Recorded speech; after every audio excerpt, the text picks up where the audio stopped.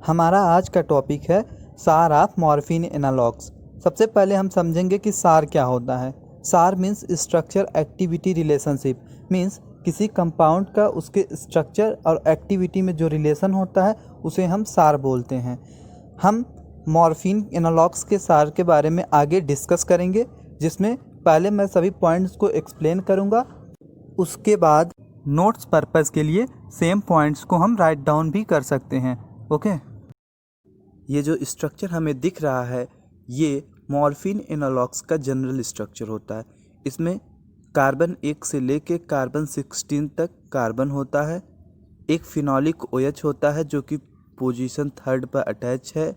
एक ether bridge present है। एक एल्कोहलिक ग्रुप है जो कि पोजीशन 6 पे प्रेजेंट है।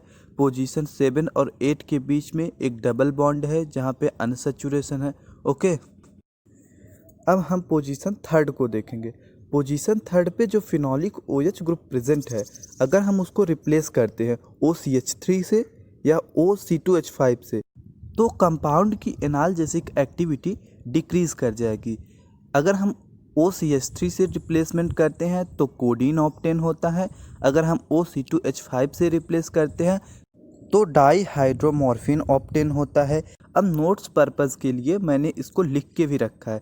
जैसे फर्स्ट पॉइंट है, if OH group present in the phenolic ring is replaced bye OCH3 और OC2H5 the analgesic activity decrease. इसमें कोडीन का और एथाइल मॉर्फिन का एग्जाम्पल भी बना हुआ है। ओके, अब हम पोजीशन 6 पे आते हैं जहाँ की एल्कोहलिक OH ग्रुप प्रेजेंट है। अगर हम इस एल्कोहलिक OH ग्रुप को OCH3 से, OC2H5 से, डबल बॉन्ड O से या हाइड्रोजन से रिप्लेस करते हैं तो जो एनाल्जेसिक एक्टिविटी होगी कंपाउंड की वो इंक्रीज कर जाएगी। सेम पॉइंट्स को मैंने लिखा है। If OH group is replaced bye OCH3 analgesic activity increase. Second point है इसमें, if OH group replaced by OC2H5 OCOCH3 double bond O single bond hydrogen, तो एक्टिविटी क्या होगी, इंक्रीज कर जाएगी। ओके, अब हम ईथर ब्रिज की बात करते हैं। जो ईथर ब्रिज प्रेजेंट है, अगर उसको हम रिप्लेस करते हैं OH ग्रुप से तो जो एक्टिविटी होगी वो कंपाउंड की डिक्रीज कर जाएगी। ओके, अब नोट्स के लिए सेम पॉइंट्स को मैंने लिखा है। In ether bridge if ether group is replaced by OH group then analgesic activity decreases. Okay, इसे हम अपना थर्ड पॉइंट बनाएंगे नोट्स में। अब हम आते हैं पोजीशन 7 और 8 पे। पोजीशन 7 और 8 पे जो डबल बॉन्ड प्रेजेंट है, अगर हम उसका सैचुरेशन कर देते हैं, मीन्स उस पर 2 हाइड्रोजन ऐड कर देते हैं और सिंगल बॉन्ड में कन्वर्ट करते हैं, तो जो एक्टिविटी होगी कंपाउंड की वो इंक्रीज कर जाएगी।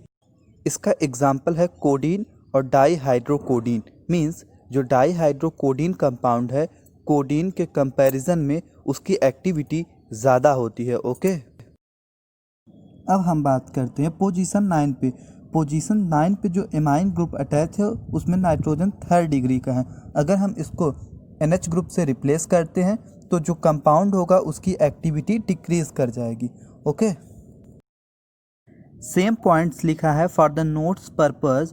If the NCH3 group is replaced by NH group then analgesic activity decreases. Okay, हमारा नेक्स्ट पॉइंट है न्यूक्लियर सब्सटीट्यूशन। मीन्स जो हमारा न्यूक्लियस है, अगर हम उसमें सब्सटीट्यूशन करते हैं तो उसकी एक्टिविटी पे क्या इफ़ेक्ट आता है।